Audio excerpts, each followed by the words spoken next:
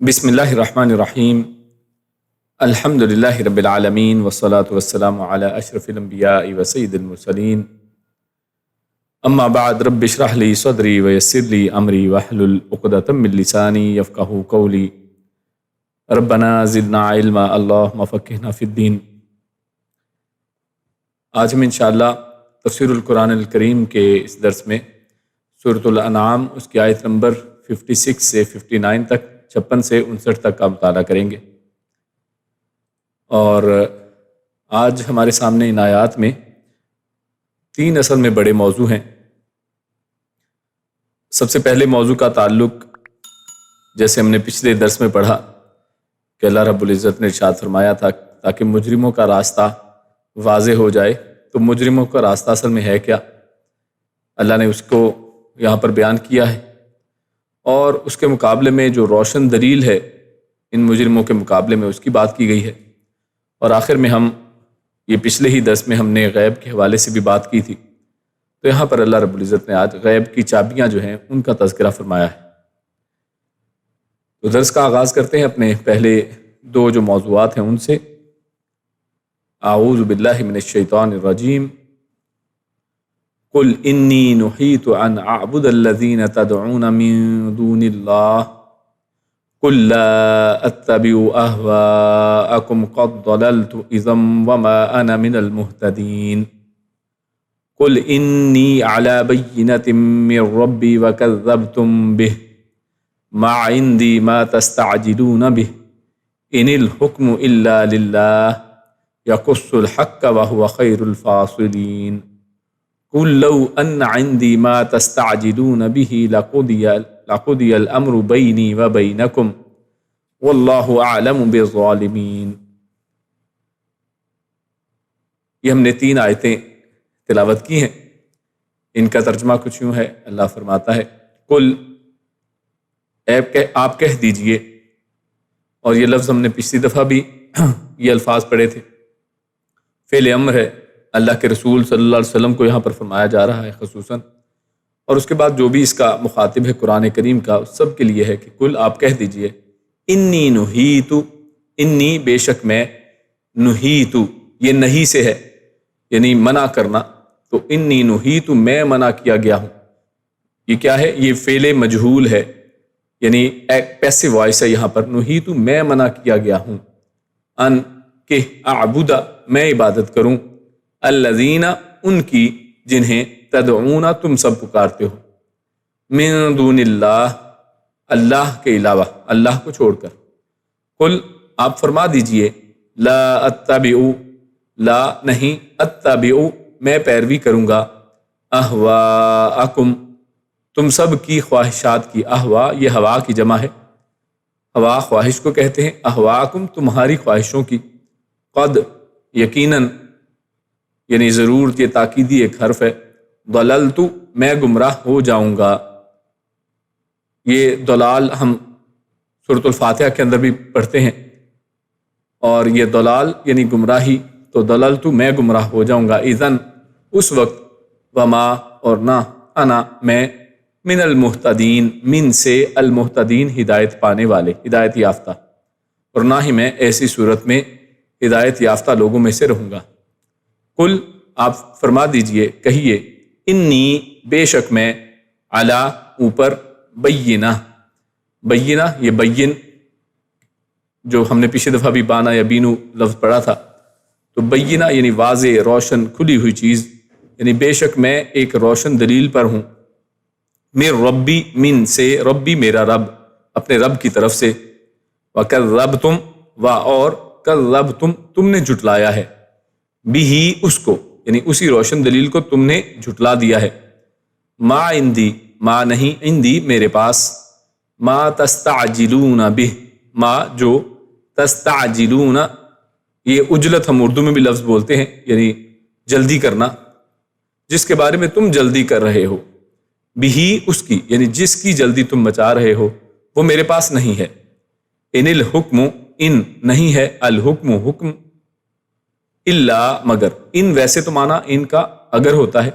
لیکن ان کے آگے اگر الا آ جائے تو ان کا معنی نہیں کیا جاتا، یہ پہلے بھی ہم بات کر چکے ہیں۔ تو ان الحکم الا آ گیا، تو اس وجہ سے اللہ کی وجہ سے ان کا معنی نہیں کریں گے۔ الحکم حکم الا مگر یا سوائے، للہ اللہ کے لیے۔ یقص الحق، یقص وہ بیان کرتا ہے، قصہ یقص کا مطلب بیان کرنا یا پیروی کرنے کو بھی کہتے ہیں۔ یقص الحق کا وہ بیان کرتا ہے حق کو، وہوا اور وہ خیر بہتر ہے، سب سے بہتر ہے۔ اور خیر اصل میں یہ ایک تناظر کے اندر اس کو ہمیشہ دیکھا جاتا ہے، ہوا خیر یعنی وہ زیادہ بہتر ہے، سب سے بہتر ہے، الفاصلین فیصلہ کرنے والوں میں۔ قل آپ کہہ دیجئے، آپ فرما دیجئے، لو اگر، انا بے شک، عندی میرے پاس، ما جو، تستعجلون یہ پہلے ہم جو لفظ پڑھ چکے ہیں، یعنی جس کے بارے میں تم جلدی کر رہے ہو، اگر وہ ہوتا میرے پاس، بھی اس کی، لقضیا، قل لو ان عندی ما تستعجلون بہ جس کے بارے میں تم جلدی کر رہے ہو، اگر وہ میرے پاس ہوتا، لقضیا، لا یہ لام تاکید ہے، یعنی اس میں تاکیدی ایک بات ہے کہ ضرور قضیا فیصلہ کر دیا گیا ہوتا، یہ بھی فعل مجہول ہے، یعنی اس میں فاعل اس کا معلوم نہیں ہے، قضیا فیصلہ کر دیا گیا ہوتا، کون کرتا یہاں پر وہ یعنی معلوم ہے کیونکہ اس وجہ سے مخفی رکھ دیا جاتا ہے، تو فیصلہ کر دیا گیا ہوتا، الامر معاملے کو، معاملے کا، بینی میرے درمیان، و بینکم اور تم سب کے درمیان، واللہ اور اللہ، اعلم وہ زیادہ جانتا ہے، خوب جانتا ہے، بالظالمین ظلم کرنے والوں کو، سب ظالموں کو۔ تو یہ 3 آیات ہم نے جو تلاوت کی ہیں ان کا ترجمہ آپ کے سامنے پیش کیا ہے۔ اس حوالے سے اب ہم اس کی کچھ تفصیل دیکھتے ہیں، بڑی ہی اہم آیات ہیں، اور جیسا کہ ہم نے پچھلے درس کے اندر آیت پڑھی تھی جس میں اللہ رب العزت نے جو آخری جملہ تھا اس میں فرمایا تھا لِتَسْتَبِينَ سَبِيلُ الْمُجْرِمِينَ، تاکہ کھول کر بیان کر دیا جائے مجرموں کا راستہ۔ تو پچھلی آیت میں ہم نے دیکھا کہ اللہ رب العزت نے اس طرف توجہ دلائی کہ مجرموں کا راستہ جو ہے، اللہ رب العزت نے اس قرآن کریم کی آیات کو اس لیے بھی بیان کیا ہے تاکہ حق واضح ہو جائے اور مجرموں کا راستہ بھی واضح ہو جائے۔ تو یہ قرآن کریم کی آیات کا ایک مقصد ہے، اور جس مجرموں کے راستے کے بارے میں پچھلی دفعہ اللہ رب العزت نے یہ بات کی تھی، آج ان آیات میں ہم نے دیکھا کہ اللہ رب العزت نے انہی مجرموں کے اس راستے کو یہاں پر بیان کر دیا ہے، اس کو کھول دیا ہے کہ وہ راستہ اصل میں کون ہے، کون سا ہے، مجرم وہ کیا عمل کرتے ہیں، وہ کیا فعل کرتے ہیں، اس کو بیان کیا گیا ہے، اور ساتھ ہی ساتھ اس سے منع بھی کر دیا گیا ہے۔ یعنی ان مجرموں کا راستہ جس کو پچھلی دفعہ اللہ رب العزت نے فرمایا کہ تاکہ وہ واضح ہو جائے، بیان کر دیا جائے، ایک تو یہ کہ اس کو ان آیات میں بیان کر دیا گیا ہے، اور ساتھ ہی ساتھ صرف بیان مقصد نہیں ہے بلکہ اصل مقصد تو اس کے اوپر عمل ہے، اور اصل تو حکم ہے۔ جیسا کہ قرآن کریم کو انسان اگر پڑھتا ہے تو اصل مقصد یہ نہیں ہے کہ اس کو صرف پڑھ لیا جائے سننے کی خاطر اور صرف اپنے مطالعے کی خاطر، بلکہ قرآن کریم کے پڑھنے کا اصل مقصد کیا ہے، تاکہ انسان کے عمل میں آئے، انسان کچھ عمل کرے یا پھر کسی بات سے منع ہو جائے، باز آ جائے۔ تو یہی احکامات اور نواہی کہلاتے ہیں، امر بالمعروف نہی عن المنکر، یہ دونوں الفاظ بھی آپ سنتے رہتے ہیں۔ تو یہاں پر اس آیت میں اللہ رب العزت نے انی نہیت، یہاں پر قرآن کریم میں اللہ رب العزت نے رسول اللہ صلی اللہ علیہ وسلم کی زبانی یہ فرمایا کہ آپ ان سے کہہ دیجئے کہ میں منع کیا گیا ہوں، یعنی مجھے منع کر دیا گیا ہے کس چیز سے، وہ اصل میں یہاں پر مجرموں کے راستے کو یہاں پر بیان کر دیا گیا ہے، اور وہ کیا ہے، تدعون من دون اللہ، کہ میں کیا نہ کروں، ان اعبد الذین تدعون من دون اللہ، کہ میں ان کی عبادت کروں کہ جن کی تم اللہ کو چھوڑ کر عبادت کرتے ہو۔ تو اصل میں یہ وہ مجرموں کا راستہ ہے کہ جو مجرموں نے اختیار کر رکھا ہے کہ ایک اللہ کو چھوڑ کر جو خالق ہے، مالک ہے، بنانے والا ہے، مدبر الامر ہے، انسان کی کوئی ایک چیز، انسان کسی بھی چیز کے اوپر غور و فکر کر لے، وہ اس کی اپنی نہیں ہے، سب اللہ رب العزت کی دی ہوئی ہے، اسی کا فضل ہے، اسی کا کرم ہے، اور کسی مشکل میں اللہ رب العزت ڈالتا ہے تو ڈالنے والا بھی وہی ہے، اور اس مشکل سے نکالنے والا بھی وہی ہے۔ تو اس کو چھوڑ کر تم دوسروں کو پکارتے ہو، اللہ کے سوا کو پکارتے ہو، تو اس بات سے اصل میں مجھے منع کیا گیا ہے۔ تو یہ اصل میں وہ بات ہے جو مجرموں کا اصل میں راستہ ہے۔ اور آپ یہ بھی جانتے ہیں کہ اسلام میں سب سے بڑا جرم کیا ہے، وہ اصل میں یہی شرک ہے کہ اللہ رب العزت ہر جرم کو معاف فرما دے گا، لیکن اللہ رب العزت شرک کو معاف نہیں فرمائے گا۔ اور یہ بھی بات شرک کو نہ معاف فرمانے کی وہ ہے کہ انسان کا عمل پوری زندگی میں اس کے مرنے تک اگر شرک پر رہے، اگر انسان مرنے سے پہلے توبہ کر لیتا ہے تو یقیناً اللہ رب العزت غفور الرحیم ہے، لیکن اگر وہ توبہ نہیں کرتا ہے، اسی حالت میں اس کی موت آتی ہے، تو یہ اصل میں ایسا شخص جو ہے ابدی جہنمی ہے۔ جنت کو اللہ رب العزت نے ایسے شخص کے اوپر حرام قرار دے دیا ہے۔ تو اسی بڑے جرم کے بارے میں اللہ رب العزت نے یہاں پر پہلے فرمایا کہ اے پیارے رسول صلی اللہ علیہ وسلم، آپ ان کو فرما دیں کہ مجھے اس جرم سے منع کر دیا گیا ہے کہ میں ان کی عبادت کروں کہ جن کو تم پکارتے ہو اللہ کو چھوڑ کر۔ قل لا اتبع اہواءکم،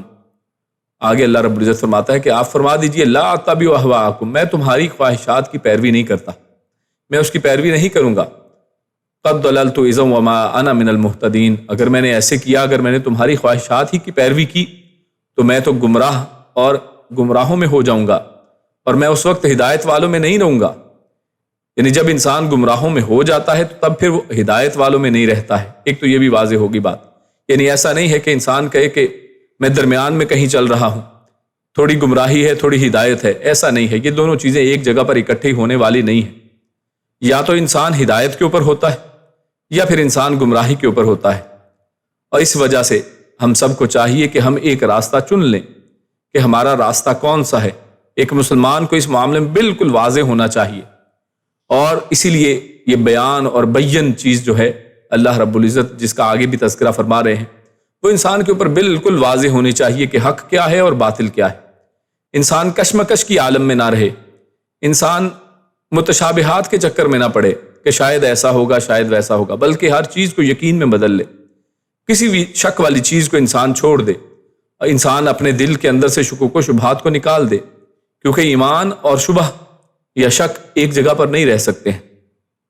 آپ نے حق کو واضح کر کے اپنے دل کے اندر جگہ دینی ہے۔ اور یہاں پر کیا فرمایا ہے؟ قل لا اتبع اہواءکم، میں تمہاری خواہشوں کی پیروی نہیں کرتا۔ تو اللہ کی ہدایت کے مخالف جو بھی چیز ہوتی ہے اصل میں وہ اپنی خواہش ہی ہے۔ یعنی اللہ رب العزت کا قول کیا ہے کہ ایک اللہ کی عبادت کی جائے، اس کے دین کو مانا جائے، لیکن اس کے مقابلے میں انسان جتنی مرضی بڑی دانش مندی کی بات کر لے، جتنی مرضی بڑی سائنٹیفک تھیوریز پیش کر لے، جتنی مرضی عقل کے گھوڑے جو ہے وہ دوڑا لے، آئنسٹائن کو لے لے، نیوٹن کو لے لے، اور جتنے بھی بڑے بڑے جن کے آئی کیوز 200 سے بھی پلس ہیں، سب دنیا کو اکٹھا کر لے، لیکن ان سب کی دانش کو ایک جگہ پر رکھ لیں تو یہ سب اصل میں خواہشات ہیں، یہ اصل میں ان کی اپنی تھیوریز ہیں، اپنے دل کا ایک خیال ہے جس کو وہ پروو کرنے کے پیچھے لگے رہتے ہیں، اور اس کے اوپر حق والی بات نہیں ہے۔ حق وہی ہے جو اللہ رب العزت کی طرف سے ہے۔ تو اسی وجہ سے یہاں پر فرمایا گیا قل لا اتبع اہواءکم، میں تمہاری خواہشوں کی پیروی نہیں کرتا۔ تم جو چاہتے ہو کہ ویسا ہو جائے، جیسا تم چاہتے ہو کہ کبھی اللہ کی عبادت کر لیں، جیسا کہ مشرکین مکہ نے رسول اللہ صلی اللہ علیہ وسلم کو یہ آفر بھی کروائی تھی کہ آپ جناب ایک سال ہم آپ کے رب کی عبادت کر لیا کریں گے، اگلے سال آپ ہمارے رب کی عبادت کر لیا کریں، تو ایسا ہونے والا نہیں ہے۔ میں تمہاری خواہشات کی پیروی کرنے والا نہیں ہوں، اور اگر میں نے تمہاری خواہشات کی پیروی کی تو پھر میں کیا ہو جاؤں گا؟ گمراہ ہو جاؤں گا۔ یعنی اس کا مطلب یہ ہوا کہ جو لوگ اپنی خواہشات کی پیروی کرتے ہیں یا کسی کی خواہش کی پیروی کرتے ہیں، اصل میں یہی گمراہی کا راستہ ہے، وہ گمراہ ہو جاتے ہیں۔ اور ہدایت پر کون شخص رہتا ہے؟ جو خواہشات کو سائیڈ پر رکھ کے، جو ان خواہشات کو ایک طرف کر کے اللہ رب العزت کی پکار کے اوپر لبیک کہتا ہے، تو ایسا شخص اصل میں ہدایت کے اوپر رہتا ہے۔ اور اس سے یہ بھی پتہ چلتا ہے کہ رسول اللہ صلی اللہ علیہ وسلم کی زندگی، آپ صلی اللہ علیہ وسلم کے اقوال، آپ صلی اللہ علیہ وسلم کے فرامین، آپ صلی اللہ علیہ وسلم کی پوری زندگی، آپ کا عمل، آپ کا قول، آپ کا فعل، ہر چیز یہ خواہشات کے اوپر نہیں تھی، یہ خواہشات پر مبنی نہیں تھی، بلکہ رسول اللہ صلی اللہ علیہ وسلم کی ساری زندگی جو ہے وہ ایک وحی کے تابع تھی، جس کے بارے میں اللہ رب العزت آگے فرماتا ہے قل انی علی بینۃ من ربی وکذبتم بہ، کہ اے پیارے حبیب صلی اللہ علیہ وسلم آپ فرما دیجئے کہ بے شک میں علی بینہ، میں ایک بینہ کے اوپر ہوں۔ تو یہاں پر اصل میں اللہ رب العزت نے جو پچھلی آیت میں فرمایا کہ میں تمہاری خواہشات کی پیروی نہیں کروں گا، تو ان خواہشات کے مقابلے میں، یعنی ایک طرف جو کفار ہیں، مسلمین کے جو مقابل میں ایک پورا گروہ ہے، ان کا ماننا کن کے اوپر ہے؟ اپنی خواہشات کے اوپر، کہ ہمارے مطابق دنیا چلے، میں چاہتا ہوں کہ مجھے یہ کہا جائے، میں چاہتا ہوں کہ میرے مطابق پوری دنیا چلے۔ تو اس کے مقابلے میں ایک رسول، ایک مومن، اس کا راستہ کیا ہوتا ہے؟ علی بینہ، وہ بینہ کے اوپر ہوتا ہے۔ یہ اس کے مقابل بالکل چیز ہے،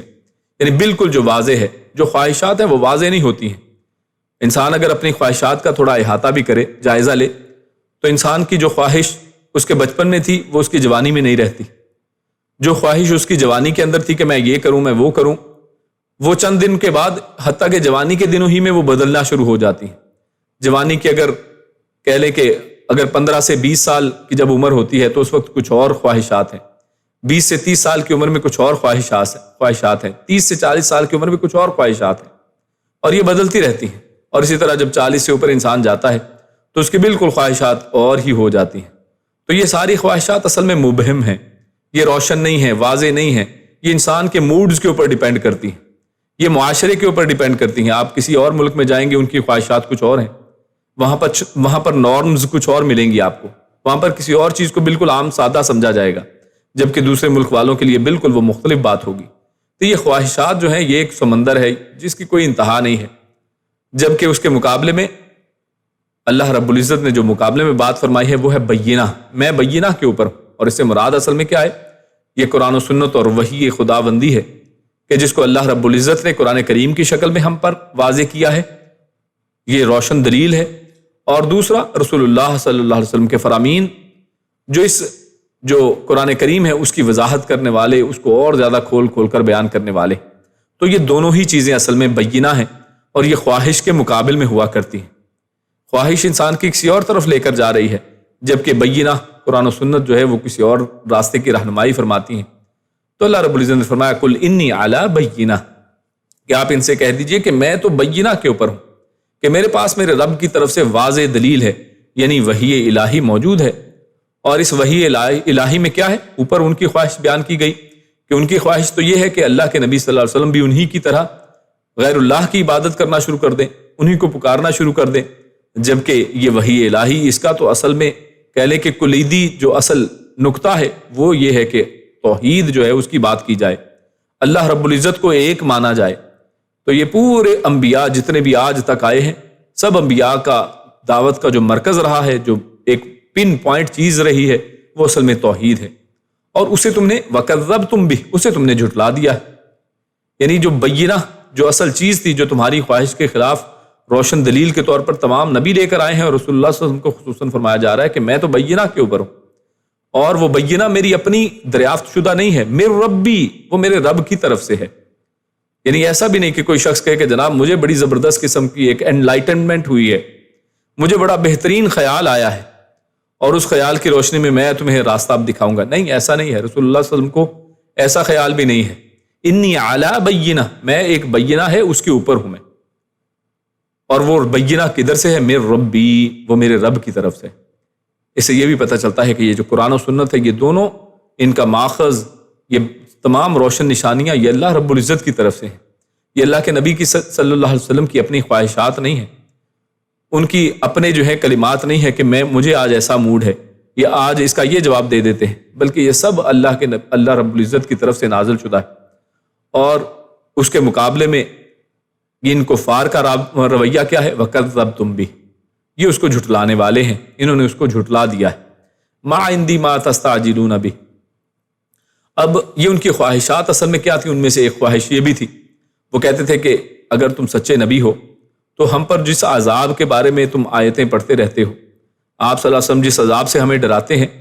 وہ عذاب پھر آ جانا چاہیے، وہ جلدی آ جائے۔ تو اللہ کے نبی صلی اللہ علیہ وسلم کو یہاں پر فرمایا جا رہا ہے کہ آپ فرمائیے ما عندی ما تستعجلون بہ، جس چیز کے بارے میں تم جلدی کر رہے ہو کہ وہ عذاب آ جائے، وہ گھڑی آ جائے، وہ میرے پاس نہیں ہے، اس کا اختیار میرے ہاتھ میں ہے ہی نہیں۔ اب جس عذاب کی جلدی لانے کا تم مطالبہ کر رہے ہو وہ میرے اختیار میں نہیں ہے، عذاب لانا یا نہ لانا یہ اللہ رب العزت کا فیصلہ ہے، یہ اللہ رب العزت کی مرضی ہے، اللہ کی حکمت ہے اس کے پیچھے۔ اور ہم بلکہ پچھلی کچھ آیات میں ہم پڑھ آئے ہیں کہ جہاں پر ہم نے یہ بات کی تھی کہ یہ عذاب کا فوراً نہ آنا یہ ایک رحمت بھی ہے، کہ اللہ رب العزت مسلمانوں کے لیے ایک رحمت اس انداز میں کرتا ہے کہ ان لوگوں کی رسی کو تھوڑا سا ڈھیلا کر دیتا ہے تاکہ وہ لوگ اپنی سرکشی میں اور بڑھیں اور ان کا جہنم ٹھکانہ جو ہے وہ پکا ہو جائے۔ اور بعض لوگ جو ہدایت کے اوپر آ سکتے ہیں ان کے لیے ایک موقع ہے کہ ابھی بھی ایک وقت ہے تو ہدایت کے اوپر آ جاؤ۔ تو بہت سے لوگ جو ہیں وہ بعض نشانیاں دیکھ کر وہ پھر راہ حق کے اوپر آ جایا کرتے ہیں۔ تو یہی جو بات ہو رہی ہے کہ میرے ہاتھ میں وہ نہیں ہے کہ جس کا تم مطالبہ کر رہے ہو، ان الحکم الا للہ۔ تو اسی کے اوپر یہ بات آگے کی جا رہی ہے کہ بے شک جو حکم ہے وہ صرف اللہ کا ہے، اللہ کے علاوہ کسی کا حکم نہیں چلتا ہے۔ یعنی تم مجھ سے جو مطالبات کر رہے ہو ایسی بات نہیں ہے، بلکہ حکم جو ہے وہ فیصلہ کس کا ہوگا؟ اللہ رب العزت کا، کہ یہ چیزیں کب آنی ہیں، یہ جو تمہاری خواہشات ہیں ان کے اوپر عمل کیا جائے یا نہ کیا جائے، یہ اللہ رب العزت کے حکم کے اندر ہے۔ یعنی اللہ رب العزت نے جس طرح دیگر احکامات دیے ہیں، جیسے شروع میں یہی آج ہم نے آیت پڑھی کل انی نہیت، تو اس سے پتہ چلتا ہے کہ اللہ رب العزت حکم عطا فرماتا ہے، اللہ رب العزت حکم دیتا ہے کہ آپ فرمائیے، اور اللہ کے نبی فرما رہے ہیں کہ مجھے منع کیا گیا ہے۔ یعنی اللہ رب العزت امر بھی کرتا ہے اور نہی بھی کرتا ہے، کسی بات کا حکم دیتا بھی ہے کہ یہ کام کرو اور بعض چیزوں سے روکتا بھی ہے کہ ایسا کام نہ کرو۔ تو یہ دونوں اوامر اور نواہی جو ہیں یہ اللہ کے حکم کے اندر ہے، یعنی اللہ ہی کا یہ حکم ہے، اور کسی اور کے ہاتھ میں یہ نہیں ہے کہ کوئی اور حکم دے سکے۔ یہ خالص ذات جو ہے وہ ایک اللہ کی ذات ہے کہ جس کا حکم ہے، اور یہ شرعی احکامات ان کا نفاذ اور یہ تمام تر جو احکامات ہیں یہ اللہ کی طرف سے ہوا کرتے ہیں۔ اور بعض احکامات قرآن کریم میں اس وحی مطلوب کے اندر آ جاتے ہیں، قرآن کی شکل میں احکامات آتے ہیں، اور بعض دیگر لوگوں کو اس سے گمراہ نہیں ہونا چاہیے کہ نہیں جناب ہم صرف وہی حکم مانیں گے جو قرآن میں ہے، بلکہ بعض احکامات اللہ کے نبی صلی اللہ علیہ وسلم کے فرامین سے بھی ثابت ہوتے ہیں۔ اور کیوں؟ جیسے ہم اوپر پڑھ آئے ہیں کہ اللہ کے نبی جو ہیں وہ اعلی بینۃ من ربی، وہ تو ایک روشن دلیل کے اوپر ہیں جو ان کے رب کی طرف سے ہے۔ یعنی وہ اپنی خواہش سے تو کچھ بولتے ہی نہیں ہیں، وہ اپنی خواہشات کے پیچھے نہیں چلتے ہیں، بلکہ اللہ کا حکم ہوتا ہے جس کو وہ صرف نافذ کرتے ہیں۔ تو لہٰذا حکم کس کا ہے؟ وہ صرف اللہ کا ہے۔ اسی طرح وہ حکم وہ شرعی اور بیسک حکم بھی ہو سکتا ہے اور جزئی احکامات بھی ہو سکتے ہیں۔ تو ہر چیز جو ہے اللہ کے حکم میں داخل ہے، اور وہ اپنی حکمت کے مطابق ثواب اور عقاب اس کے مطابق دے گا۔ تو یہ سب کس کے ہاتھ میں ہے؟ اللہ رب العزت کے ہاتھ میں ہے کہ وہ فیصلہ کیا کرے۔ ہاں، معلوم ہوا کہ انبیاء کو معجزات پر کوئی اختیار نہیں ہوتا، یہ بھی اس سے پتہ چلتا ہے کہ نبیوں کو معجزات پر اختیار نہیں ہے، جیسا کہ ان سے مطالبہ کیا جائے ما عندی ما تستعجلون بہ، کہ آپ فلاں چیز لے کے آ جائیں، آپ ہم پر پتھروں کی بارش کر دیں، اور مختلف طرح کے ان کے مطالبات تھے۔ تو یہ ساری چیزیں کس کے ہاتھ میں؟ اللہ کے ہاتھ میں، یہ کسی نبی کے ہاتھ میں نہیں ہوتی۔ اور اس کا آگے مزید وضاحت آئے گی کہ نبی صلی اللہ علیہ وسلم کے ہاتھ میں نہیں ہے کہ آپ جب مرضی جو مرضی کر دیں، بلکہ یہ جو معجزات ہیں یہ اللہ رب العزت کسی بھی نبی کے ہاتھ پر ان کو ظاہر کر دے، یہ اللہ کے ہاتھ میں ہے، نبی کے ہاتھ میں نہیں ہے۔ یہ اختیار صرف اللہ رب العزت کے پاس ہے۔ اور بہت ہی اہم بات جو ان الحکم الا للہ کے حوالے سے وہ یاد رکھنی ہے کہ کسی کے پاس حکم کے اختیار سمجھنا یہ اس کی عبادت ہے، کہ انسان سمجھے کہ اللہ کے علاوہ کسی اور کو بھی حکم کا اختیار ہے، اور غیر اللہ کی عبادت یہ شرک کہلاتی ہے جو سب سے بڑا گناہ ہے۔ لہٰذا کسی اور کو حاکم تصور کرنا، حکم کا اختیار کسی اور کو دینا، یہ عبادت ہوگی۔ عبادت کیونکہ اللہ کے لیے صرف خالص ہے، اگر اس کے اندر کسی اور کو شریک کیا جائے تو شرک کہلائے گا۔ لیکن یہاں سے گمراہ بھی نہیں ہونا چاہیے، اس آیت سے حاکم مقرر کرنا اس کا رد نہیں ہے، یعنی اس کا مطلب یہ نہیں ہے کہ آپ کہیں کہ حکم تو صرف اللہ کا ہے تو حاکم مقرر نہیں کیا جا سکتا، قاضی مقرر نہیں کیا جا سکتا۔ اگر دو لوگوں کے درمیان میں اگر کوئی لڑائی ہو گئی ہے، کوئی قضیہ آ گیا ہے، کوئی فیصلہ کروانا ہے تو فیصل کے پاس نہیں جا سکتا، تحکیم نہیں کی جا سکتی، تو یہ گمراہیاں ہیں۔ ایسا کچھ نہیں ہے، یہ سب کیا جا سکتا ہے۔ اصل میں حکم اللہ کا چلے گا، اس سے مراد کیا ہے؟ جیسے ہم نے پیچھے بات کی ہے کہ اصل میں اس شریعت کو نافذ کرنے والا، اس شریعت کو لانے والا، اس شریعت کا شارع وہ اللہ رب العزت کی ذات ہے کہ کیا حق ہے کیا باطل ہے، کس چیز کا حکم دیا جائے گا، کس سے منع کیا جائے گا، اس کا حق صرف اللہ رب العزت کے پاس ہے کہ وہ مقرر فرمائے۔ کسی نبی کے پاس بھی یہ حق نہیں ہے، اور نبی صلی اللہ علیہ وسلم نے جو یہ احکامات کیے ہیں یہ صرف اللہ رب العزت کے حکم کے مطابق، ان کی ہدایت کے مطابق کیے ہیں۔ جبکہ عام لوگوں کے اندر یہ جو تحکیم ہے کہ ہم فیصلوں کے لیے لوگوں کے پاس جاتے ہیں، یہ بالکل جائز ہے، کیونکہ جن لوگوں نے اس کو سمجھا کہ اس آیت کا معنی شاید یہ ہے کہ اللہ کے علاوہ کسی کو اب حاکم بھی مقرر نہیں کیا جا سکتا، تو پھر کیا یہ چوری کے مقدمات ہیں، دیگر مقدمات ہیں، قتل کا مقدمہ ہے، تو اس کو اللہ کے پاس لے کے جائیں گے؟ کس کے پاس لے کے جائیں گے؟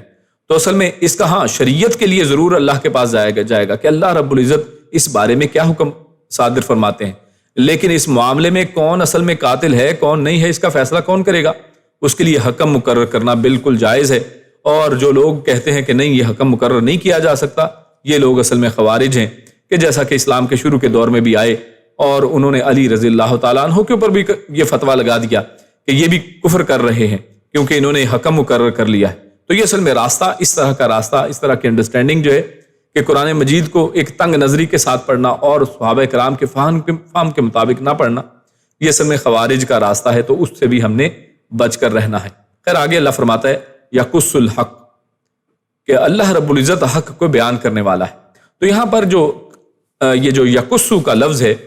اس حوالے سے تفسیر احسن البیان کے اندر جو اس معنی کے حوالے سے بات کی گئی ہے بڑی اہم ہے۔ وہ کہتے ہیں کہ یہ اس کا ماخذ جو ہے اگر یقص قصص سے ہے، یعنی یقص قصص الحق کا، تو اس کا معنی بنے گا کہ حق باتیں بیان کرنا یا بتلاتا ہے، یعنی یہ جو قرآن ہے یہ کیا ہے، یہ حق بیان کرتا ہے۔ اللہ رب العزت کیا ہے، حق بیان کرتا ہے۔ اور اس کا ایک دوسرا معنی بھی دیا جاتا ہے، قصہ یقص کو قصہ اسرہ،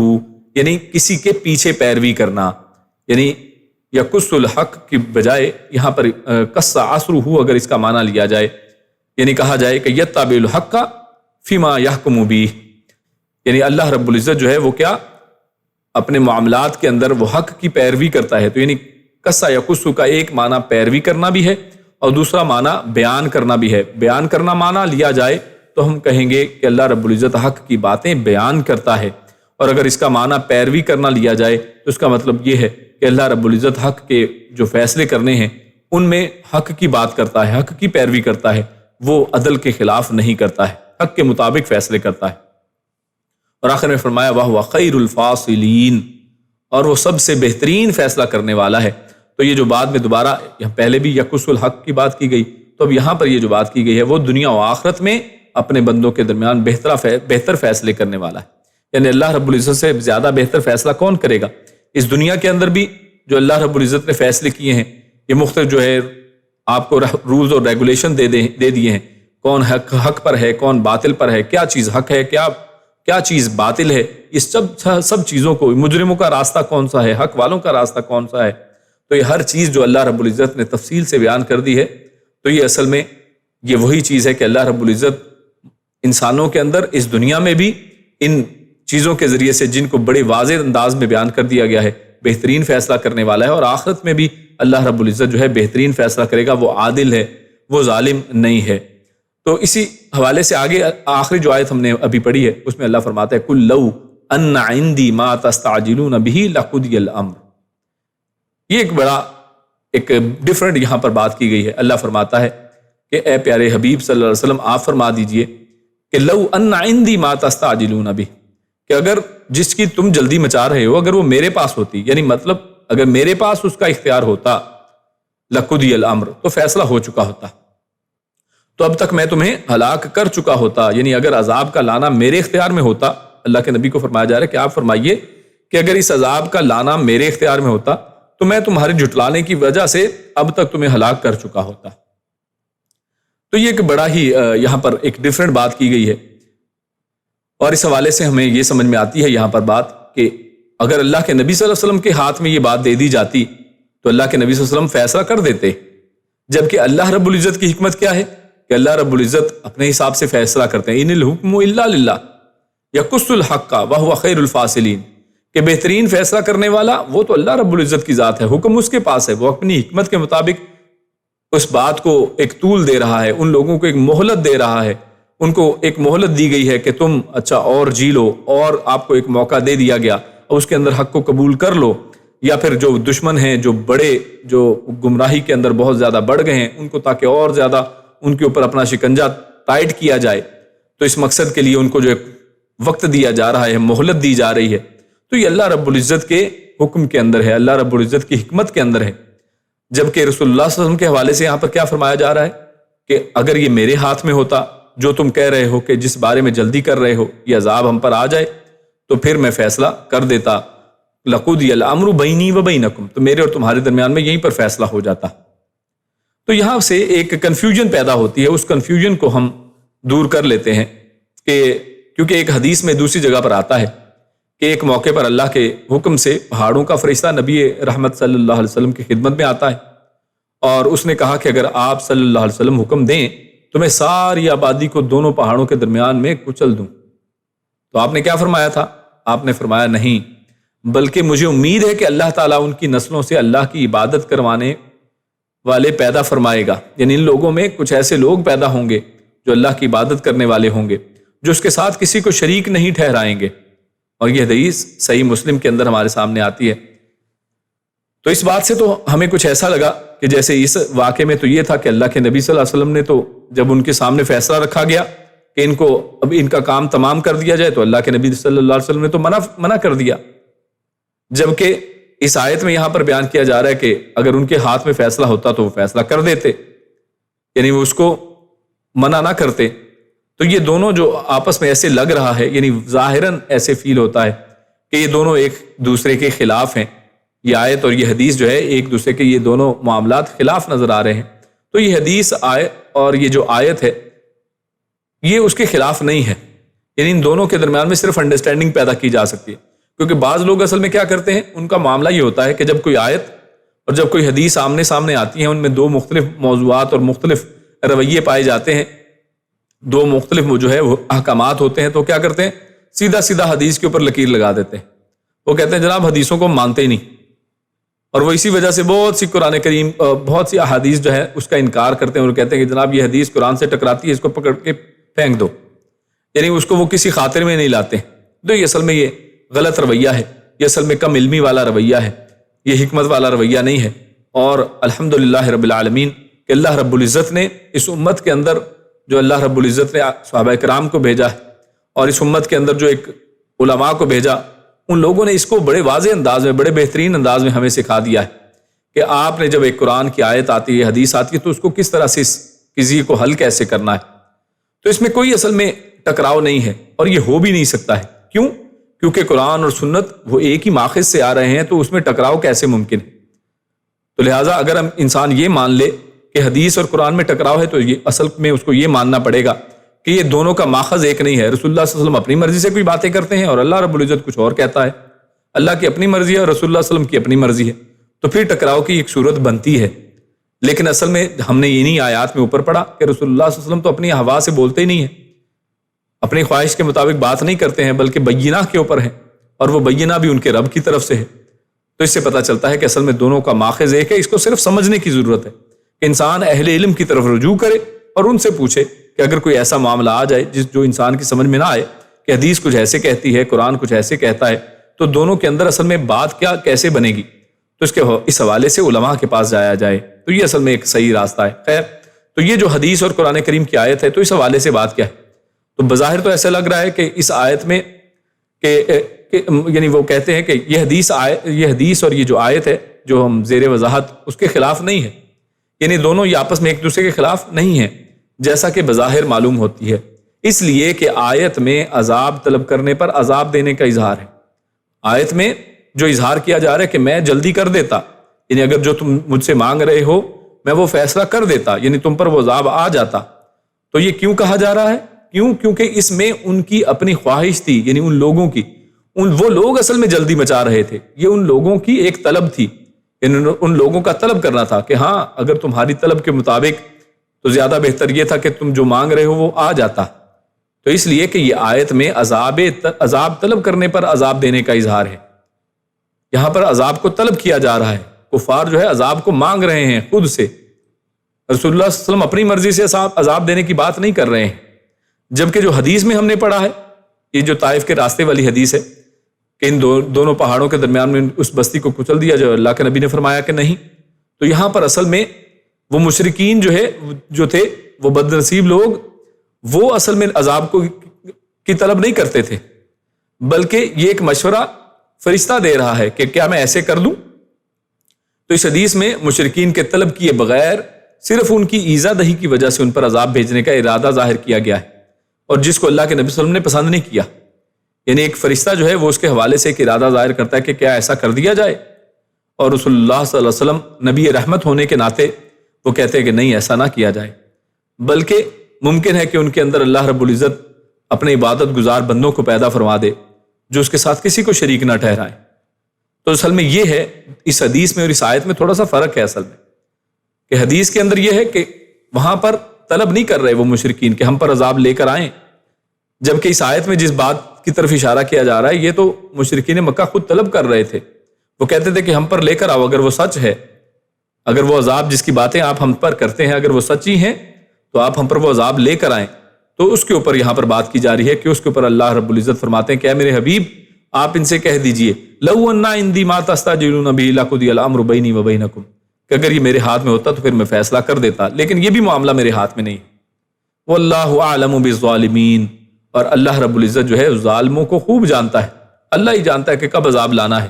اور کب تک انہیں مہلت دینی ہے، یہ اللہ رب العزت کے ہاتھ میں ہے۔ کیوں؟ کیونکہ فیصلے کا حق جو ہے اللہ رب العزت کے ہاتھ میں ہے اور وہ بہترین فیصلہ کرنے والا ہے۔ اس کے بعد ہم اپنے اگلے موضوع کی طرف چلتے ہیں جس میں اللہ رب العزت نے غیب کی جو چابیاں ہیں اس کے حوالے سے بات کی ہے۔ اللہ فرماتا ہے وَعِندَهُ مَفَاتِحُ الْغَيْبِ لَا يَعْلَمُهَا إِلَّا هُوَ وَيَعْلَمُ مَا فِي الْبَرِّ وَالْبَحْرِ وَمَا تَسْقُطُ مِنْ وَرَقَةٍ إِلَّا يَعْلَمُهَا وَلَا حَبَّةٍ فِي ظُلُمَاتِ الْأَرْضِ وَلَا رَطْبٍ وَلَا يَابِسٍ إِلَّا فِي كِتَابٍ مُبِينٍ۔ اللہ فرماتا ہے وَعِندَهُ اور عندہ پاس ہو اسی کے پاس، یعنی اور اسی کے پاس ہیں، مفاتح کہتے ہیں مفتاح کے جمع ہے، یعنی چابیاں۔ اور یہاں پر جو ہم نے کہا کہ اسی کے پاس ہے، یہ معنی ہم نے اس لیے کیا ہے کہ یہاں پر عندہ، یہ یہاں پر جو حرف جر کے ساتھ اس کو شروع میں لے کر آیا گیا ہے تو اس کی وجہ سے اس جملے کے اندر جو ہے وہ تاکید زیادہ پیدا ہو گئی ہے۔ جو جملہ جو مرکب ہے نا جاری، اگر وہ شروع میں آ جائے تو اس سے جملے کے اندر تاکید زیادہ بڑھ جاتی ہے۔ عندہ یعنی اسی کے پاس ہے، مفاتیح الغیب غیب کی چابیاں، کس کے پاس ہے؟ یعنی اللہ رب العزت ہی کے پاس ہیں غیب کی چابیاں۔ لا یعلمها، لا نہیں، یعلمها نہیں جانتا ان کو، یعنی یعنی ان چابیوں کو، الا ہو مگر وہی، یعنی جس کے پاس چابیاں ہیں صرف اسی کو پتا ہے، اللہ رب العزت ہی کو پتا ہے کہ اس غیب کی چابیاں کدھر ہیں، اس کے غیب کی چابیاں کدھر ہیں۔ وَيَعْلَمُ اور وہ جانتا ہے، مَا فِي الْبَرِّ جو کچھ بھی خشکی میں ہے، وَالْبَحْرِ اور جو سمندر میں ہے، وَمَا تَسْقُطُ اور جو تسقط یعنی گرتا ہے، ساکت ہونا سے مراد گرنا، یعنی جو گرتا ہے، مِن وَرَقَةٍ پتے میں سے کوئی بھی پتا، یعنی پتوں میں کوئی بھی پتا جب گرتا ہے وہ بھی اس کو بھی جانتا ہے۔ وَمَا تَسْقُطُ مِن وَرَقَةٍ إِلَّا مگر يَعْلَمُهَا وہ اسے جانتا ہے، یعنی پتے دنیا کے اندر کتنے ہیں ان میں سے کوئی بھی گرتا ہے تو وہ اس کو جانتا ہے۔ وَلَا حَبَّةٍ اور نہ ہی کوئی دانہ، فی ظلمات الارض ظلمت نہیں کہا، ظلمات کہا ہے، یعنی اندھیروں میں زمین کے کوئی بھی دانہ نہیں ہے ایسا۔ وَلَا رَطْبٍ اور نہ ہی کوئی رطب یعنی تر چیز، وَلَا يَابِسٍ اور نہ ہی کوئی خشک، إِلَّا فِي كِتَابٍ مُبِينٍ بلکہ اللہ رب العزت نے مگر فی کتاب مبین، فی میں کتاب مبین کھلی کتاب میں ہے، اور یہ کھلی کتاب سے مراد یہ لوح محفوظ ہے کہ اللہ رب العزت نے اس میں اس کو لکھ رکھا ہے۔ تو آخر میں ہم نے یہ ایک آیت تلاوت کی ہے، اس میں اللہ رب العزت نے مفاتیح الغیب کی یہاں پر بات کی ہے، یعنی مخلوق میں سے کسی ایک کو بھی غیبی امور کا علم ہونا تو بڑی دور کی بات ہے، کہ جیسے ہم نے پچھلی آیات میں پڑھا تھا، آیت نمبر 50 کے اندر، سورۃ الانعام ہی کی آیت نمبر 50، جس میں رسول اللہ صلی اللہ علیہ وسلم سے ہی اسی طرح کل کے انداز میں فرمایا گیا کہ آپ ان کو فرمائیے کہ لا اعلم الغیب، کہ میں غیب کو نہیں جانتا ہوں۔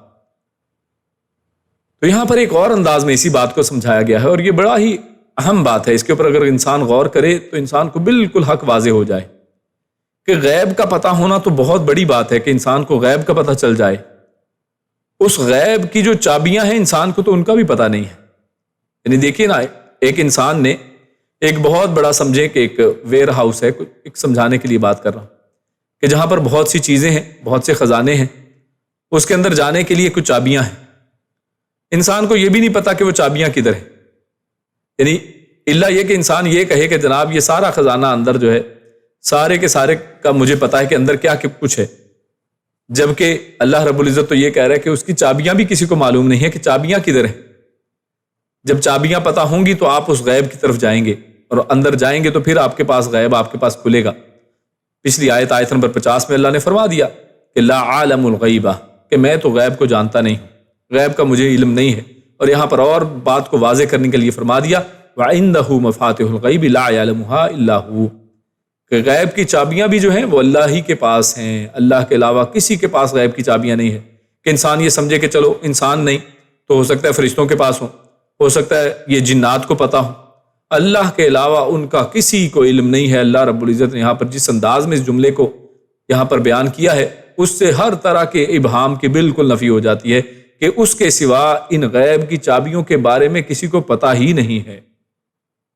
تو اس سے معلوم ہوا کہ یہ جو آج کل دنیا میں نجومی، پنڈت یا رمل کا عمل کرنے والے اور بہت سے ایسی مختلف طرح کے علوم لوگوں نے گھڑ رکھے ہیں لوگوں کو بیوقوف بنانے کے لیے، اور دعویٰ یہ کرتے ہیں کہ جناب ہم آپ کو بتائیں گے آپ کا کل کا دن کیسا گزرے گا، آپ کا اگلا ہفتہ کیسا گزرے گا۔ ہمارے پاکستان کے ڈائجسٹوں میں اور میگزینز کے اندر یہ چیزیں چھپتی ہیں، ہوروسکوپ کے مطابق دیکھیے کہ آپ کا اگلا ہفتہ کیسا گزرے گا، آپ کو فلاں دن وہاں پر جانا چاہیے یا نہیں، آپ فلاں دن جائیں گے تو آپ پر فلاں مشکل آ سکتی ہے۔ تو یہ سب جو غیب کی باتیں بتانے کے یہ دعوے ہیں اور لوگوں کی جو آئندہ پیش آنے والی باتیں بتانے کے یہ جو دعوے ہیں وہ سب جھوٹ، اور یہ سب لوگ جو ایسے کام کرنے والے یہ ٹھگ ہیں، یہ لوگوں کو لوٹنے والے لوگ ہیں، اور ان کے پاس جانا کسی مسلمان کا کام نہیں ہے کہ کوئی مسلمان قرآن بھی پڑھتا ہو اور ان لوگوں کے پاس بھی جاتا ہو، قرآن مجید کی یہ آیات بھی اس کے سامنے واضح ہوں کہ اللہ کے تو غیب کی چابیاں بھی کسی کو معلوم نہیں ہے، غیب کا کیا پتہ ہوگا۔ تو انسان کے اوپر حق بالکل واضح ہو جاتا ہے۔ خیر، اس حوالے سے صحیح بخاری کی حدیث ہے، عبداللہ بن عمر رضی اللہ تعالیٰ عنہ بیان کرتے ہیں کہ رسول اللہ صلی اللہ علیہ وسلم نے فرمایا کہ غیب کی کنجیاں 5 ہیں، 5 چابیاں ہیں غیب کی، اور انہیں اللہ کے سوا کوئی نہیں جانتا۔ اور فرمایا ان اللہ عندہ علم الساعہ، کہ وہ کون کون سی ہیں کہ اللہ رب العزت نے خود قرآن کریم کے اندر سورۃ اللقمان آیت نمبر 34 کے اندر 34 میں ان غیب کی چابیوں کے بارے میں واضح بھی کر دیا ہے۔ یہاں پر تو صرف ایک حوالہ دیا ہے، وہاں پر ان 5 چابیوں کا ذکر بھی فرمایا ہے۔ کیا فرمایا کہ ان اللہ عندہ علم الساعہ، پہلی چیز کیا ہے کہ بے شک اسی کے پاس ہے قیامت کا علم، یعنی وہ پہلی چابی کیا ہے؟ قیامت کا علم اسی کے پاس ہے۔ وَيُنَزِّلُ الْغَيْثَ، اور وہی بارش اتارتا ہے۔ وَيَعْلَمُ مَا فِي الْأَرْحَامِ، اور وہی جانتا ہے کہ ماؤں کے پیٹوں میں کیا ہے۔ وَمَا تَدْرِي نَفْسٌ مَاذَا تَكْسِبُ غَدًا، اور کوئی شخص نہیں جانتا کہ وہ کل کیا کرے گا، یہ بھی صرف اللہ کو پتہ ہے۔ وَمَا تَدْرِي نَفْسٌ بِأَيِّ أَرْضٍ تَمُوتُ، اور کوئی شخص نہیں جانتا وہ کس زمین پر مرے گا۔ تو اللہ کے رسول صلی اللہ علیہ وسلم ارشاد فرماتے ہیں کہ یہ ہیں غیب کی وہ 5 چابیاں کہ ان کا بھی کسی کو علم نہیں ہے،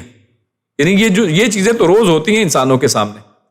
ان کا بھی کسی کو علم نہیں ہے۔ بہت سی ان میں چیزیں جو ہیں وہ دیکھیں اکثر تو انسانوں کے سامنے ہوتی ہیں۔ اللہ کے رسول صلی اللہ علیہ وسلم فرما رہے ہیں کہ اس قرآن کی آیت میں اللہ نے فرمایا ہے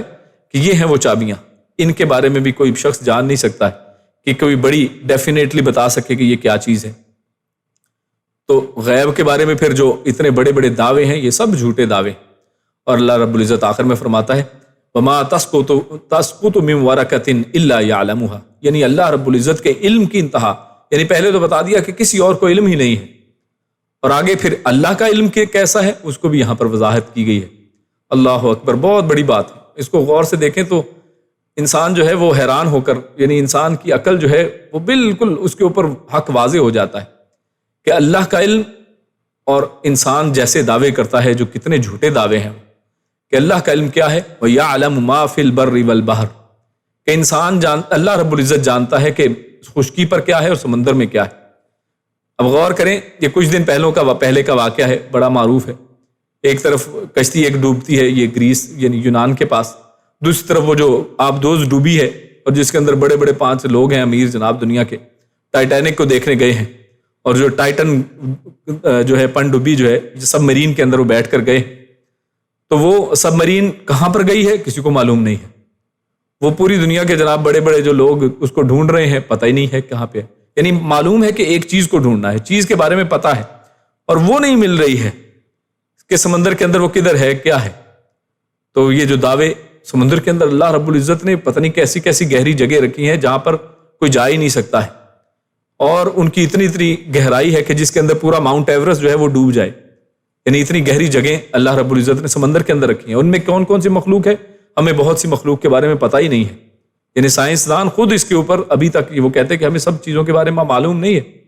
یعنی اس دنیا کے اوپر جو کچھ ہے اور جو کچھ سمندر کے اندر ہے اس کے بارے میں کسی کو کچھ معلوم نہیں ہے سوائے اللہ کے. اللہ رب العزت کو سب معلوم ہے. وما تسقط من ورقۃ، یہ کتنا بڑا چیلنج ہے، یہ کتنی بڑی بات ہے، غور کریں. اگر میں یہاں پر چیلنجن یہ بات کروں ایک کہ پوری دنیا میں کتنے درخت ہیں انسان یہ بھی پتہ نہیں کر سکتا ہے. درخت کیونکہ درخت ہیں، ایک بڑے بڑے درمیان میں کچھ چھوٹے پودے ہوں گے، پھر اس سے بھی چھوٹے پودے ہوں گے، بڑے مختلف طرح کے درخت اور پودے ہیں دنیا کے اندر. انسان ان کو کاؤنٹ نہیں کر سکتے، کاؤنٹ لیس ہیں. اور غالباً اگر جب فرض کریں کوئی انسان کہے کہ ہاں میں کاؤنٹ کر رہا ہوں اور کر لے، جب تک وہ آگے پہنچے گا پچھلے کچھ اور درخت نکل آئے، چھوٹے چھوٹے نئے پودے نکل چکے ہوں گے، کچھ نئے پودے زمین کے اندر سے باہر آ جائیں گے، اور اس کا علم جو ہے ہمیشہ وہ محدود ہی رہے گا، وہ ایکوریٹ نہیں ہو سکتا ہے، اس کے اندر وہ پرفیکشن کی بات نہیں کر سکتا ہے. جبکہ اللہ رب العزت کیا فرماتے ہیں؟ وما تسقط من ورقۃ، کوئی بھی پتا نہیں گرتا ہے الا یعلمها، اللہ کو پتا ہے کہ وہ پتا گرا ہے. یعنی ایک درخت پر کتنے پتے ہیں انسان اس کا بھی اندازہ نہیں لگا سکتا ہے، جبکہ اللہ کو پتا ہے کہ پوری دنیا کے اندر کدھر کون سا پتا گر رہا ہے، اور ایک بھی پتا گرتا اللہ جانتا ہے اس کو. یہ ہے اللہ رب العزت کا لطیف و باریک علم، ایک ایک مائنیوٹ لیول کی ایکوریسی کے ساتھ اللہ رب العزت کو چیزوں کا علم ہے. ولا حبۃ، اور نہ ہی کوئی دانہ، پتا تو پھر بڑی بات ہے، کوئی دانہ ایسا نہیں ہے. فی ظلمات الارض، زمین کے اندھیروں کے اندر، یعنی زمین کے اندر دبی ہوئی کوئی دانہ ہے، اللہ رب العزت کو اس کے بارے میں معلوم ہے. ولا رطب ولا یابس، اور ایسا نہیں ہے کہ انسان سمجھے کہ اچھا یہاں پر تو کاؤنٹیبل چیزوں کی بات ہو رہی ہے. رطب ولا یابس، کوئی بھی تر چیز، کوئی بھی خشک چیز، یعنی اگر کوئی والیوم کے لیول میں کوئی چیز ہے، پانی ہے، کتنا پانی ہے دنیا کے اندر، کسی چیز کے اندر کتنا لیکوڈ ہے، پوری ایکوریسی کے ساتھ کوئی علم نہیں بتا سکتا. کوئی بھی تر چیز، کوئی بھی خشک چیز، کوئی پوری ایکوریسی کے ساتھ نہیں بتا سکتا ہے. لیکن سب چیز الا فی کتاب مبین، یہ اللہ رب العزت نے کتاب مبین میں پہلے سے لکھ رکھا ہے. ہر چیز پہلے سے ایکوریٹلی اس کو کاؤنٹ کر کے وہاں پر ہر چیز لکھی ہے، ہر چیز پہلے سے موجود ہے، لکھ رکھی گئی ہے. یعنی یہ اس کائنات کی چھوٹی سے چھوٹی اور بڑی سے بڑی، پوشیدہ یا ظاہر، ہر چیز لوح محفوظ میں درج ہے. اور یہ اللہ رب العزت نے کیا کہا تھا؟ سب سے پہلے اللہ رب العزت نے قلم کو جب اللہ رب العزت نے تخلیق کیا اور فرمایا کہ لکھ، اور اس قلم کو حکم دے کر اللہ رب العزت نے قیامت تک کے لیے ہر چیز جو ہے لوح محفوظ میں محفوظ کر دی. تو یہ ہے اللہ رب العزت کا علم. اگر انسان اس چیز کا احاطہ کر لے، اس کو سمجھ لے، تو انسان ایسے جھوٹے، فراڈی اور ڈھونگیوں کے بس میں کبھی بھی نہیں آئے گا. انسان کے سامنے بالکل حق واضح ہوگا کہ اللہ رب العزت کے علاوہ کوئی غیب کے بارے میں نہیں جانتا ہے کہ کوئی ایسا دعویٰ بھی کر سکے. اللہ رب العزت سے دعا ہے کہ اللہ رب العزت ہمارے ایمان کو اور پختہ فرمائے، اور اللہ رب العزت ہمیں اللہ رب العزت کی جس طرح قدر کرنے کا حق ہے ویسا قدر کرنے کی توفیق عطا فرمائے. اللہ رب العزت نیک عمل اور اچھے سمجھ کی توفیق عطا فرمائے. سبحان ربک رب العزت عما یصفون وسلام علی المرسلین والحمد للہ رب العالمین. جزاکم اللہ خیرا وبارک اللہ فیکم.